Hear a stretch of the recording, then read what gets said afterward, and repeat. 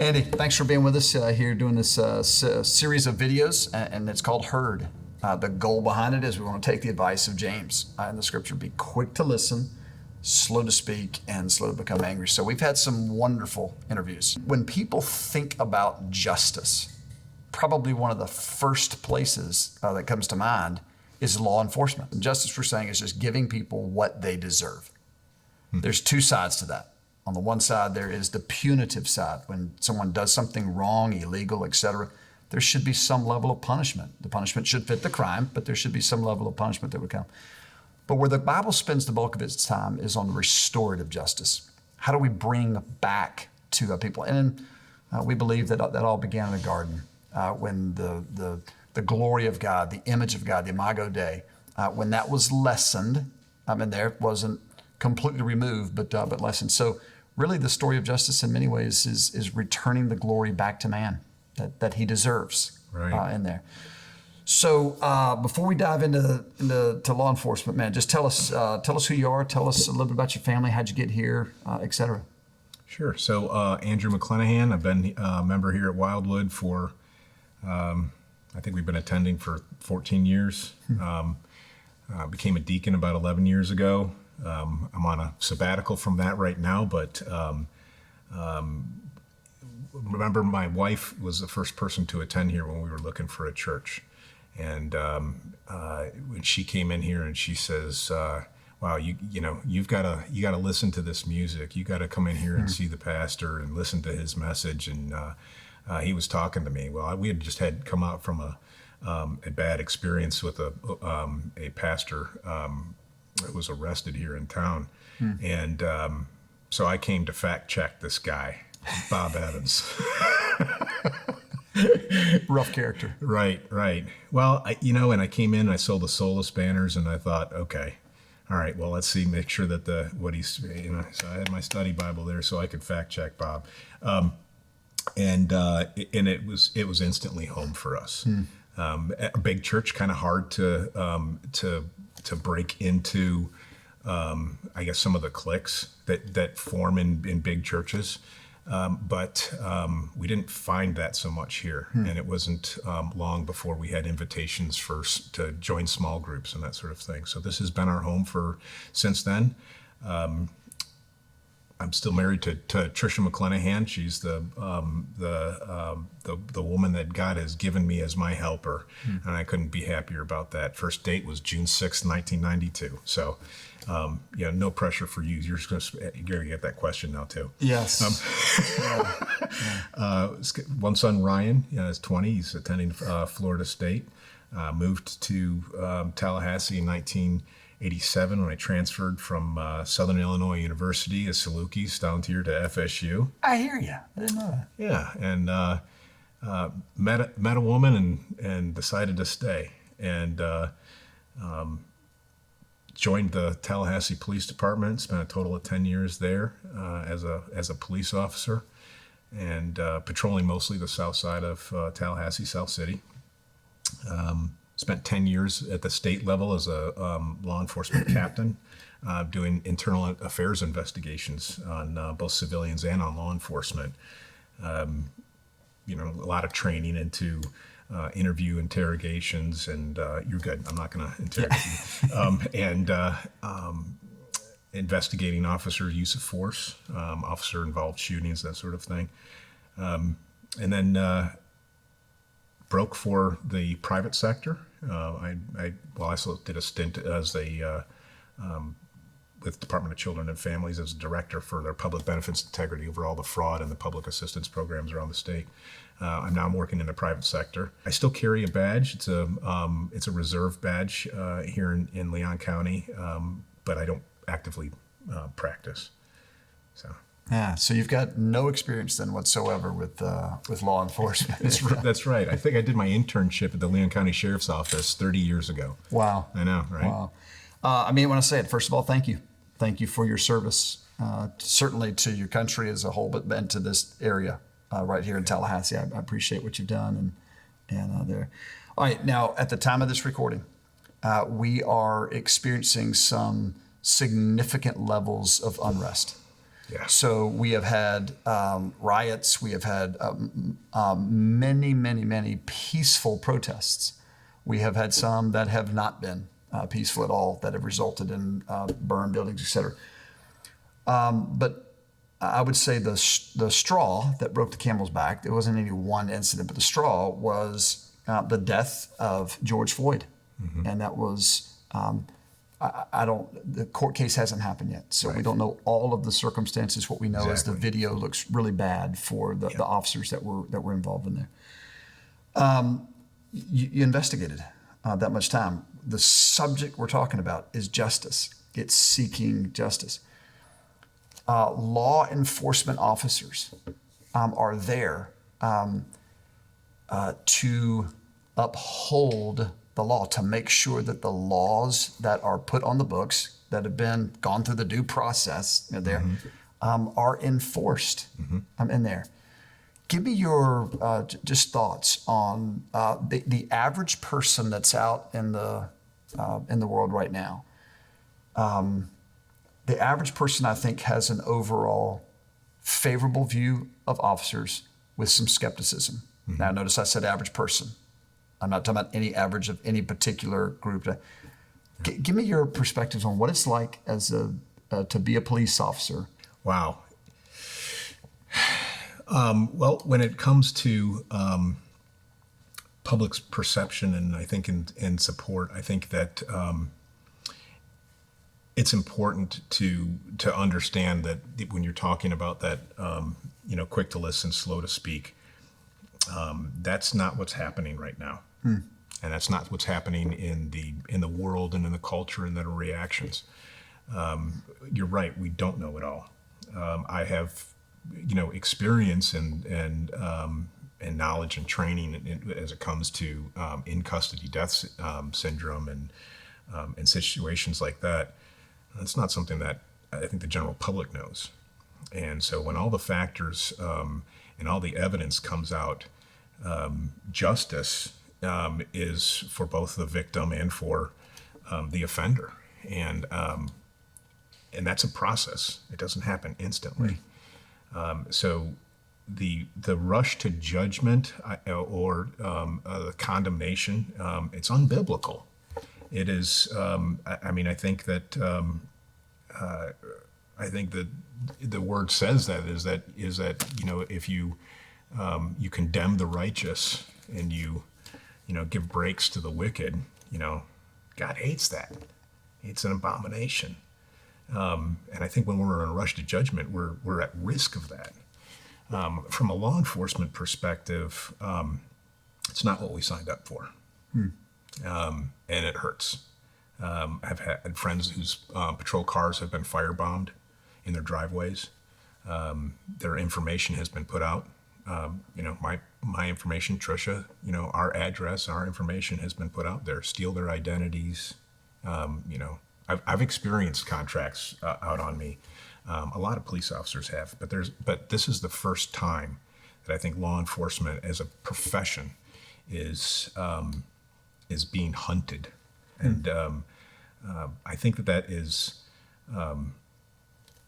the perspective when it comes to sheepdogs, and wolves.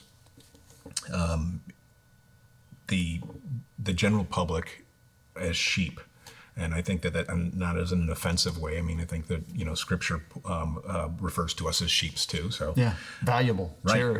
cherished, right? And shepherds that tend to and feed the flock. There's also sheepdogs that guard the sheep from the wolves, and the sheep are scared of the sheepdog. It's got sharp, pointy teeth, just like a wolf, but it's when those wolves come that the sheep need that sheepdog. The wolves are here. And the sheepdog, those law enforcement officers, are being attacked by both the sheep and the wolves. That hasn't happened before, not in my lifetime. So the average officer, so you investigated. You investigated both civilians as well as officers, looking. You and I have talked before. You do not believe that 100% of officers have never done anything that is that is wrong. You don't believe it. But when you have a perception there, again, I'm not saying whether the perception is right or wrong. I'm just when there is a perception that officers are, the starting point is officers are against you. Just as an officer, from your perspective, percentage that you'd say these men and women are in here because they want to be sheepdog.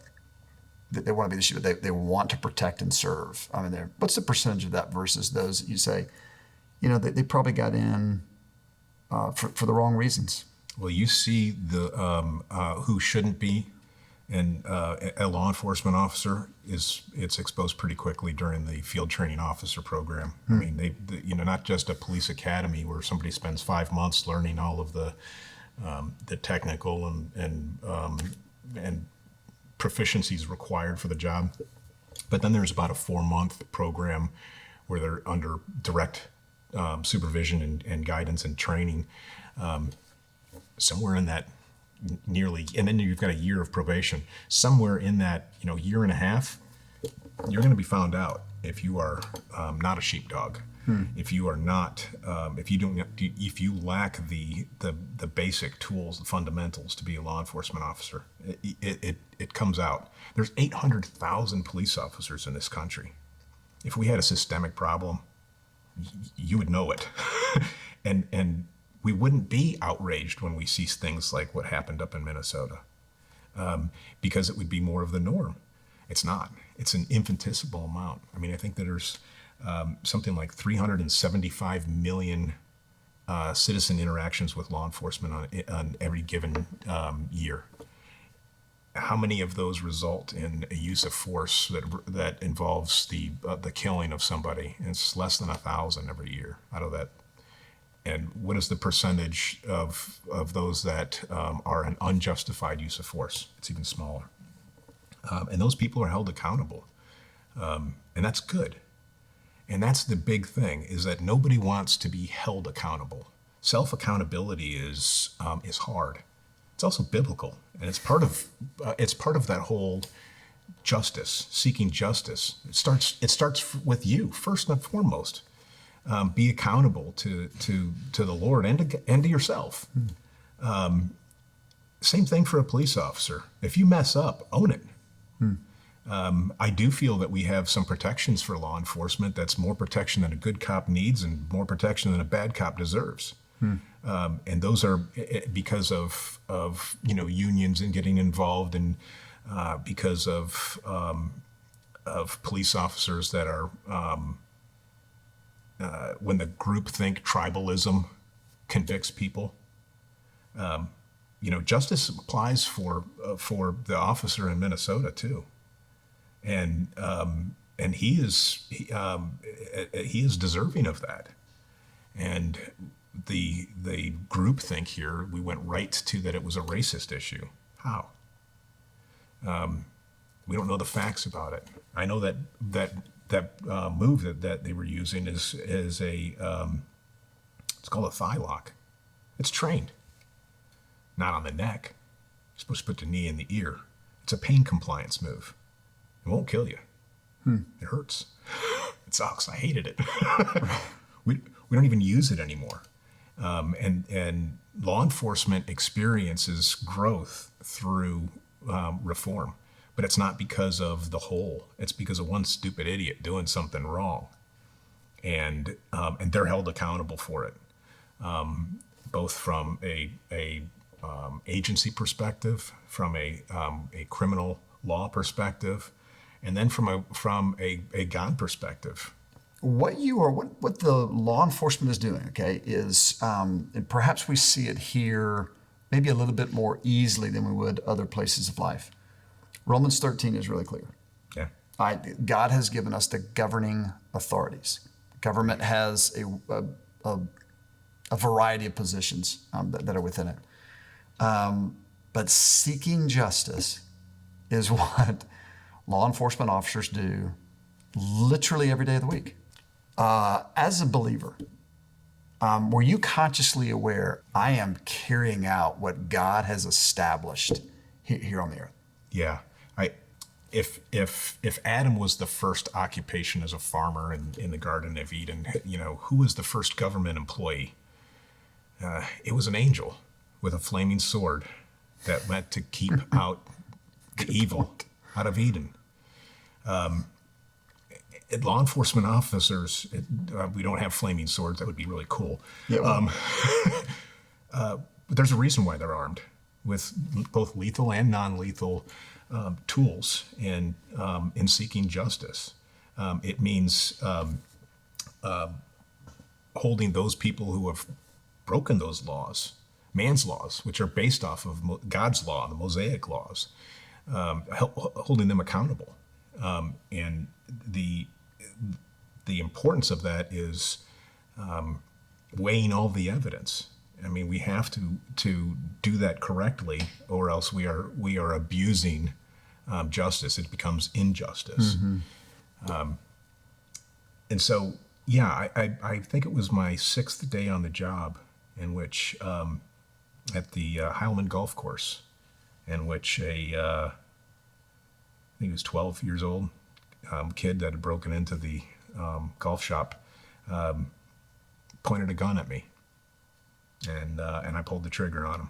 Mm. And now, fortunately, something made me duck behind the little starter shed. But when I holstered my gun, when it was all over and he was safely arrested, I had to decock my pistol. And it was because I had a Beretta 92 FS that was a 9mm full-size gun. It has a half-cock position. When you pull that trigger and that hammer starts to come back, it's one of the very few guns that has that half-cock position, and it caught in that position. Just a little bit more pressure, and my weapon would have discharged. Right. I had good sight picture on him. I'd have killed him on my 6th day on the job. And so I wasn't some cop groupie and that sort of thing. I had my own little closet that had all my uniform and gears and stuff. And it was only after I had taken all of that Andy, the husband, was home. And that night I was taking all my gear off as I had decocked that pistol, and it hit me. I have been given the authority by man to take somebody's liberty or life. And just the sheer weight of that, the gravity hit me. I said, Lord, I can't do that by myself. I need help with that. How do I do it? And to do it fairly and to do it honestly. And how do I go every single day out of this house to go fight evil? And I've seen it. I've seen what only can be described as demon possessed or influenced. I mean, right. Whatever. And you don't walk away from that unscathed. I need help with this, and I think that's why you see a lot of believers in the profession as well. Yeah. Yeah, you and I were talking earlier that it does seem to be one of those professions that you have, in comparison to other fields, other careers, it seems that you have an unusually high percentage of believers. I'm not claiming that the majority of the police force all over America are believers. I'm just saying it just seems you've got an unusually high percentage of there. That perspective you just shared is one that I have never thought about in my life. I've never had a moment where I thought, today I've got a responsibility to think about how am I going to guard, protect, but potentially take away somebody's liberty or life. Yeah. That's a heavy load. It is. That's a burden. And again, from your perspective, you would say confidently, the overwhelming majority of folks that are in law enforcement are take that seriously. Oh, absolutely. Yeah. And it is. It's a mindset. I mean, and you have to have the capacity for violence. I mean, you're not going to see a lot of beta personalities going into law enforcement. You're going to see alphas, and that's a daily thing. You can't take that off. When you do, you become a sheep. You're not a sheepdog. And I'm a sheepdog when I'm listening to your sermons on Sunday. That if the wolf comes into that sanctuary, they're going to have to deal with me. Yeah. The overwhelming number of police officers take that very seriously. And just take, for example, an active shooter situation at a school. We're trained that you don't wait for backup. At the sound of gunfire, you run towards it. I think most mentally sane, competent, normal people would run away from the sound of gunfire. And it takes a special person that has a gift that I think only comes from God, that is going to run towards that is going to run towards the wolf. Yeah, and again, and look, men and women all across America are doing it every day. Yeah. They're saying, I hear this sound. I'm moving towards danger because there are other people right here that don't know how to handle this. Right. And you know what we hate worse than a wolf? Is a sheepdog, that a cop that tarnishes the badge. Yeah. Because it unlike any other profession, maybe pastors, but the actions of one person impact 800,000 law enforcement officers, where we have had thousands of people, cops injured, killed since the unrest that we've had recently. That's good. It's going to lead me to the next question, because yes, we have plenty of examples of pastors throughout the last 50 years. Television has made this much easier to see. Plenty of examples of pastors that either have been in there for the wrong reasons, right? Maybe never should have been there to begin with, or when they got in there and were headed down the right track, they got derailed, and then took a wrong turn, and nobody stepped in with accountability to help in there. So we do have those examples, but I will say this. I think the average person in America right now, just whether they're religious or not, the average person in America still says, look, these religious pastors, they may be a little wacko, but by and large, they're good people out there.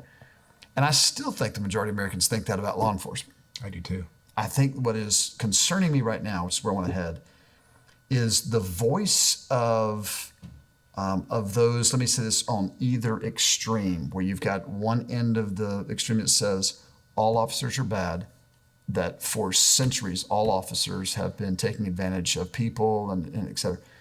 On the other end of the spectrum, no officers are rogue, et cetera.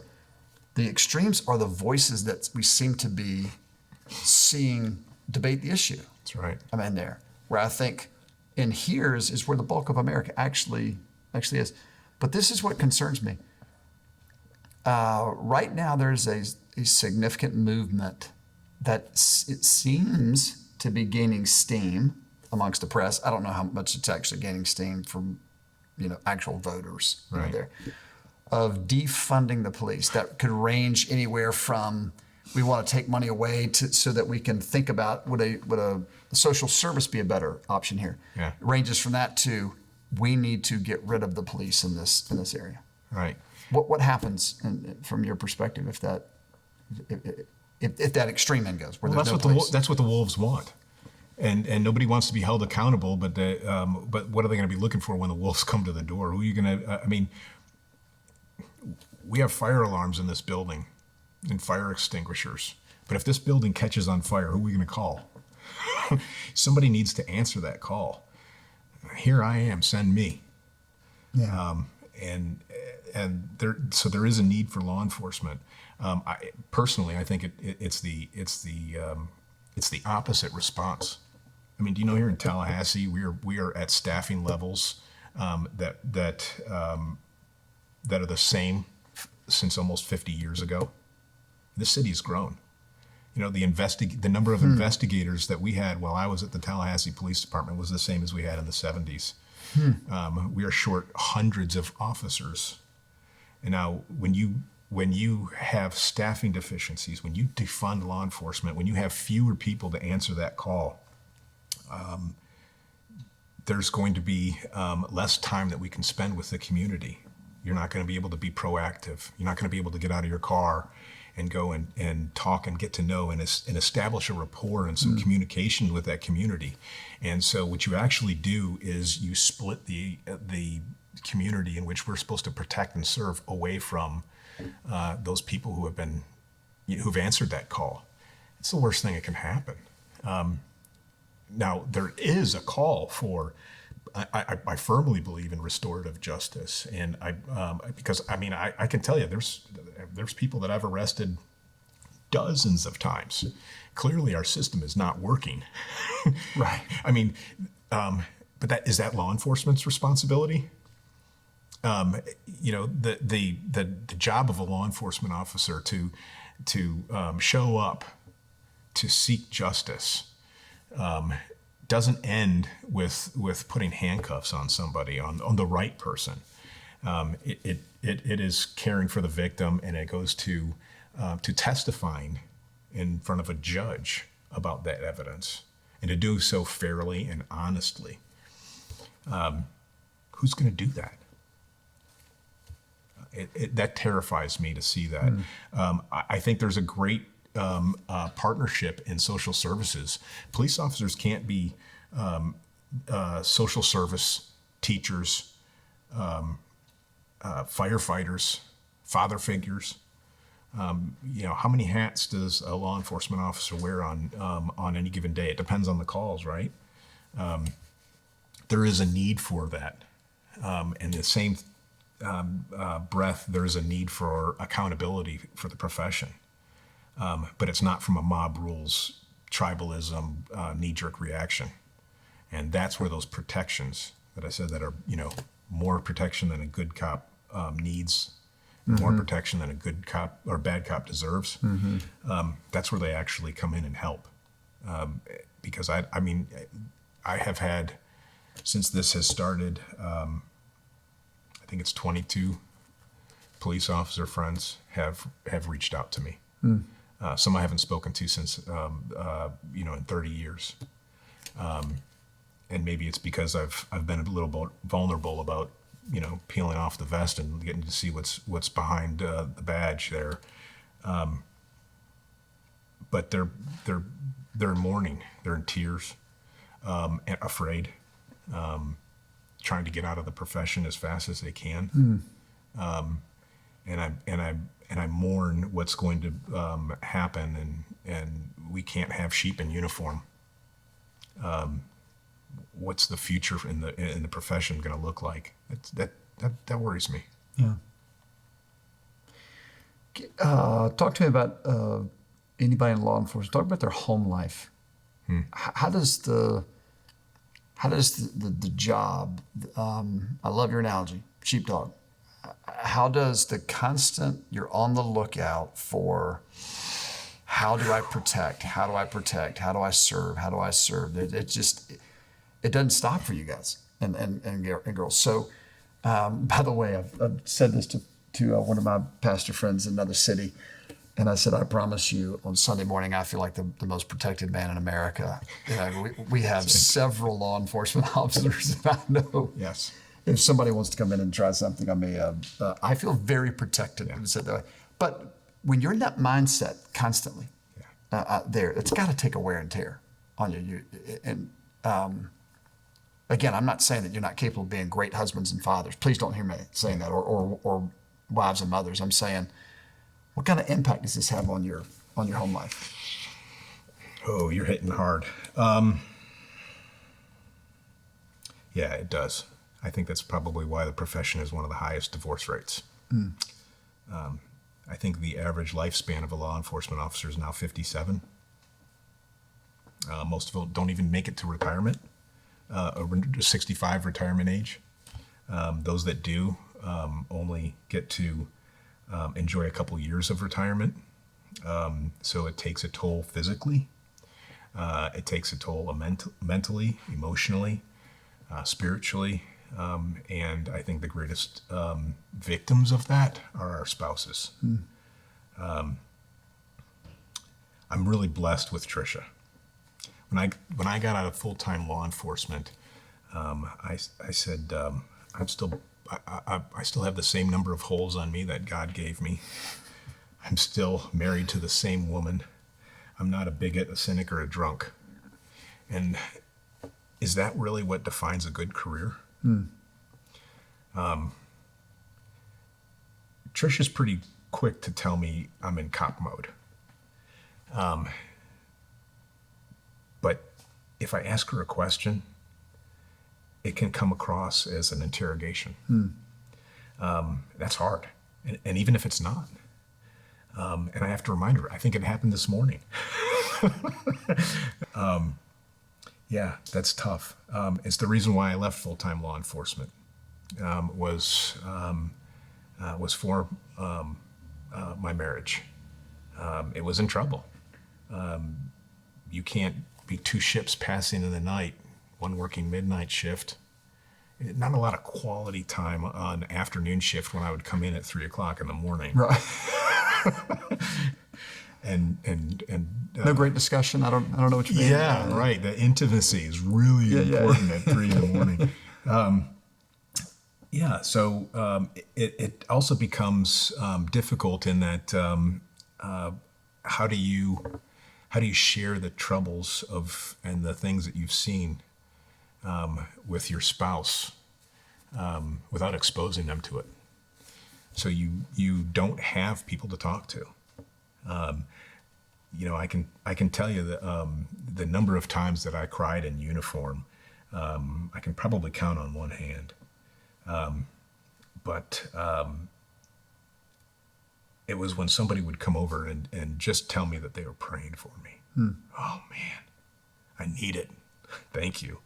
We all do. Whether you are a believer or not in uniform, having somebody come and tell you that they're praying for you or praying for your marriage. Yeah. The wear and tear is tough. How would you suggest that we as a church could help the individuals, families, et cetera, for anyone involved in law enforcement? Well, like I said, I think the first thing is just letting them know that you're praying for them. I think it can come across as it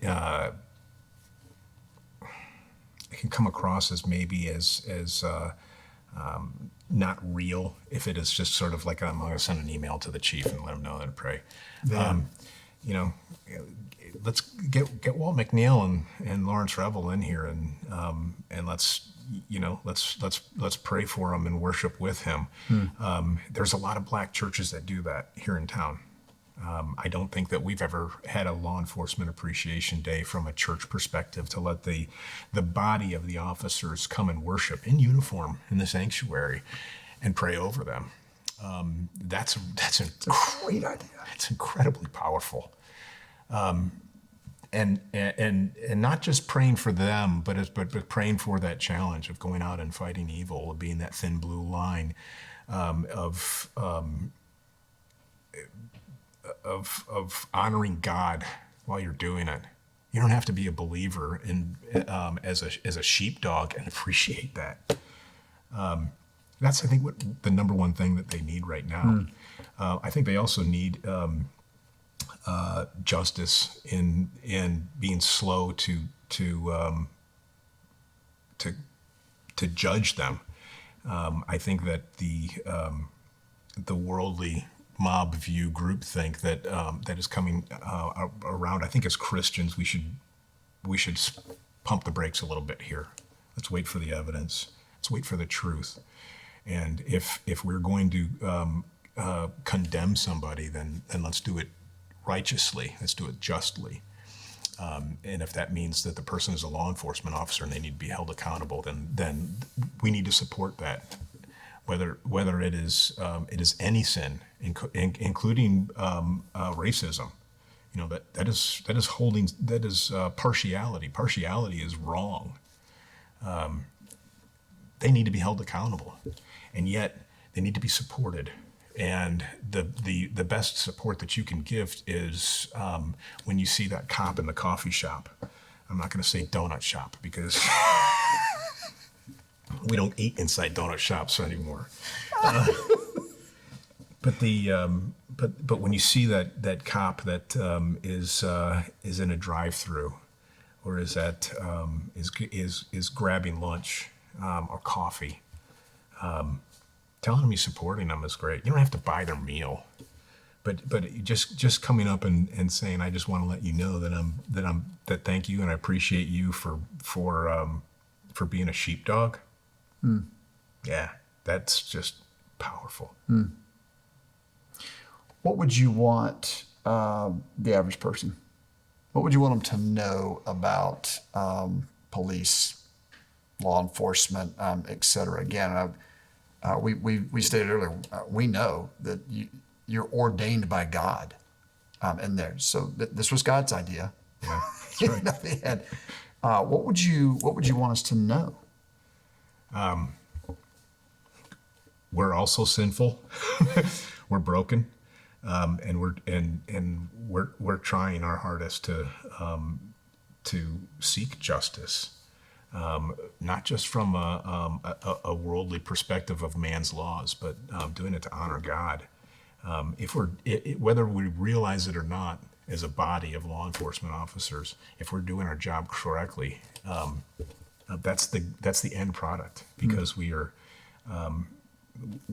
gathering all the evidence. We're holding people accountable. We're caring for the victims. It's Micah 6:8, and as let me see here. I gotta look here. I forget them. Yeah. So Micah 6:8 and Isaiah 1:17 really talk about what it means to seek justice from a law enforcement perspective. And it's learning to do good, seeking justice, correcting oppression, concern for the victims. Micah 6:8 is probably the greatest of the calls of what it means to seek justice for a law enforcement officer. He's told you what is good, right? And that is to do justice, to love kindness, to walk humbly with God. But that's all of us, isn't it? And so it's a profession, but it's not a life. Every officer takes that uniform off. They're still a sheepdog. But they may be a believer. They may not be a believer. They may need somebody to witness to them. And I think we can do that both individually and collectively as a body, as a church. I think we can help shepherd them, encourage them. And from a shepherd and from a sheep perspective, is let the sheepdogs know that we appreciate them. Yes. By the time this airs, we will have taken those exact two passages on week number 1. All right. And talked about, because it is the call for God's people. Yeah. It is police officers, sheriff department, all of them. They may lead the way, like a deacon leads the way in a church for a service, like an elder leads the way when it comes to the spiritual needs church. But the whole church is called to serve. The whole church is called to think critically. The whole church is called to seek justice. Yeah. We just have examples and models in front of us. Is what it goes. Brother, I just want you to hear from me, just thank you. Thanks for devoting so much of your life to this, because I am convinced the overwhelming majority of America is grateful for law enforcement. Yeah. And not just, hey, we want you around because we need a big brother. I think the overwhelming majority of people are grateful. I understand all the reasons, I really do, why some may have more of a skeptical view than someone else. I get it. Had I been living in LA in the 20s, right, I'm not sure I would have had all that much confidence in law enforcement there. But thank you. It's a noble profession. it's honorable men and women, and we're grateful. So just thanks for being with us here today and helping. Anything else you want us to know? I would say that if you have questions, if you see something and you don't understand it, when it comes to law enforcement, there's a lot of people here in church that we have that are in law enforcement. Ask them. Say, hey, can we get coffee? I want to understand this better. They'll share. If we're going to be quick to listen, there's some perspectives that can help with that. Great advice. So, hey, thanks. Thanks, bro. Yeah, thank you, dude.